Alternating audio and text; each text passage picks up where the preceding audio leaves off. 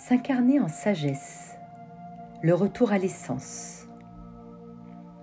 Bonjour belle âme, je suis Beta Yael et je te souhaite la bienvenue dans cet espace sacré sur les clés de Beta Yael chez les portes de l'âme, un lieu de reconnexion, d'éveil et de transformation intérieure.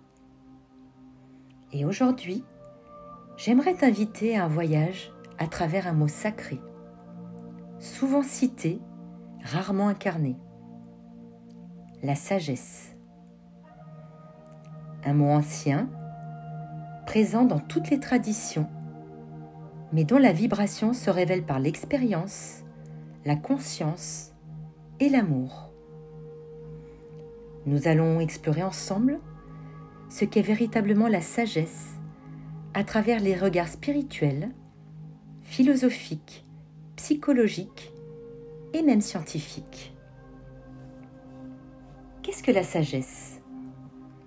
À première vue, on pourrait dire que la sagesse, c'est la capacité à utiliser la connaissance, l'expérience et le discernement pour agir avec justesse et humilité. Mais cela ne suffit pas, car la sagesse est multidimensionnelle. On pourrait dire, la sagesse, c'est la conscience mise en action. C'est la lumière de l'âme qui descend dans la matière pour créer l'harmonie, la clarté, la paix. La sagesse dans la philosophie. Chez les Grecs anciens, Socrate disait « La seule chose que je sais, c'est que je ne sais rien ». Un appel à l'humilité. Platon évoquait une âme qui se souvient de la vérité au-delà des illusions du monde. Aristote distinguait deux formes. Phronésis, la sagesse pratique pour bien agir. Sophia, la sagesse divine pour contempler l'éternel. En philosophie orientale, dans le taoïsme, la sagesse, c'est vivre en accord avec le Tao, le courant naturel de la vie. Dans le bouddhisme, elle se nomme prajna, voir au-delà de l'illusion avec compassion et lucidité. Dans le confucianisme, elle est ancrée dans l'éthique, le respect et la vertu. La sagesse dans la spiritualité. Du point de vue de l'âme, la sagesse est la mémoire de l'âme éveillée, cette lumière intérieure qui guide nos pas sur terre. Dans les traditions sacrées, dans la Kabbale, Okma est la première étincelle divine, la sagesse pure avant toute forme. Dans le christianisme mystique, elle est le logos, le verbe vivant de Dieu. Dans le soufisme, elle est la connaissance du cœur, plus subtile que la pensée, unie à l'amour divin. Dans l'énergétique et l'ésotérisme, elle vibre à travers le 6e chakra, Ajna, l'intuition, et le 7e chakra, couronne, la connexion divine. C'est une fréquence intérieure, pas un savoir extérieur.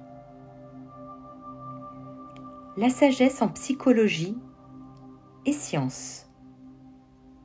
Psychologiquement, elle a une capacité d'intégration et de régulation profonde. Vision globale, empathie, non-jugement, apprentissage par l'expérience. En neurosciences, la sagesse se développe grâce aux lobes frontaux, mais aussi par la remise en question et la conscience vécue.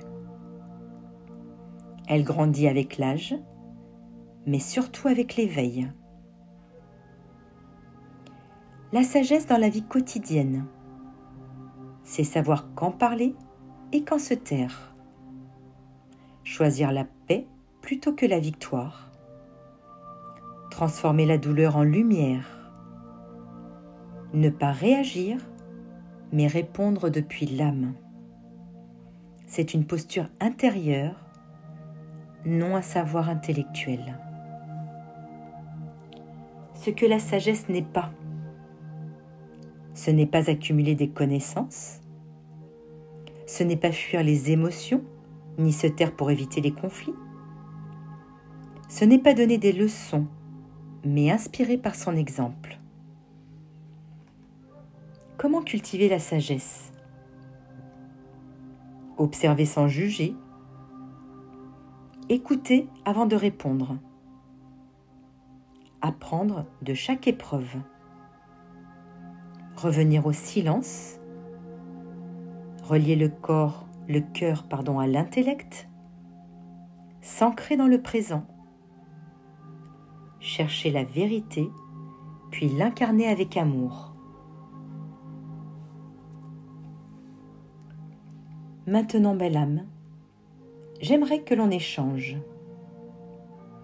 Qu'a éveillé en toi cette exploration de la sagesse? Quelle vérité aimerais-tu aujourd'hui incarner avec plus de justesse? Et si tu devais nommer un maître de sagesse qui t'inspire, qui serait-il? Je te lis avec présence et amour, et chaque mot partagé ici élève notre vibration collective. Si cette vidéo t'a parlé, mets un pouce vers le haut, abonne-toi à la chaîne et active la cloche pour nos futures explorations sacrées. Je suis Beta Yael et je t'ouvre les portes de l'âme, là où le verbe devient vivant et où tu te rappelles que tu es amour.